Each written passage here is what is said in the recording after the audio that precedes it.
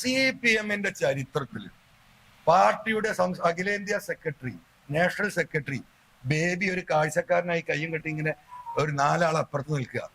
എങ്ങനെയാണ് പാർട്ടിയുടെ സംസ്ഥാന സെക്രട്ടറി ഉണ്ടാകുമ്പോൾ പാർട്ടിയുടെ ഒരു സംസ്ഥാനത്തിന്, അതും തന്നെ കേരളത്തിലെ ഒരു ആസ്ഥാന കേന്ദ്രത്തിന്റെ കെട്ടിടം ഉദ്ഘാടനം ചെയ്യാൻ ഒരു പോളിറ്റ് ബ്യൂറോ മെമ്പർക്ക് അനുവാദം കൊടുക്കുന്നു?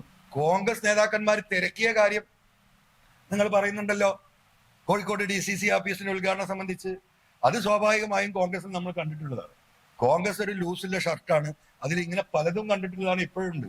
പക്ഷേ കമ്മ്യൂണിസ്റ്റ് പാർട്ടിയുടെ ചരിത്രത്തിൽ ഒരു പാർട്ടിയുടെ ആസ്ഥാന കേന്ദ്രം ഉദ്ഘാടനം ചെയ്യുമ്പോൾ പാർട്ടിയുടെ നാഷണൽ സെക്രട്ടറി ആയ MA ബേബി ആ ആയിരക്കണക്കിന് സഖാക്കളുടെ കൂട്ടത്തിൽ ഒരു കാഴ്ചക്കാരനായി, നിസ്സഹായനായി, സങ്കടത്തോടു കൂടി നിൽക്കുമ്പോൾ ഒരു മടിയും ഒരു ഉളുപ്പുമില്ലാതെ ഈ കുടുംബാധിപത്യത്തിന്റെ നായകൻ ആ ഓഫീസിന്റെ ഉദ്ഘാടന ചടങ്ങ് നടത്തുന്നത് എത്ര വേദനയോടുകൂടിയായിരിക്കും കേരളത്തിലെ കമ്മ്യൂണിസ്റ്റ് പാർട്ടിയെ സ്നേഹിക്കുന്ന പാവപ്പെട്ട സഖാക്കൾ കണ്ടിട്ടുണ്ടാവുക?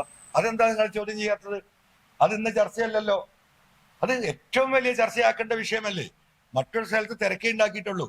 MA ബേബിക്ക് തിരക്കാൻ ശേഷിയില്ലാത്തതുകൊണ്ടാണ് MA ബേബിയെ മൗനം വധിച്ചത്. അത് നിങ്ങൾ മനസ്സിലാക്കണം. അതാണ് ഞാൻ പറയുന്ന രാഷ്ട്രീയം.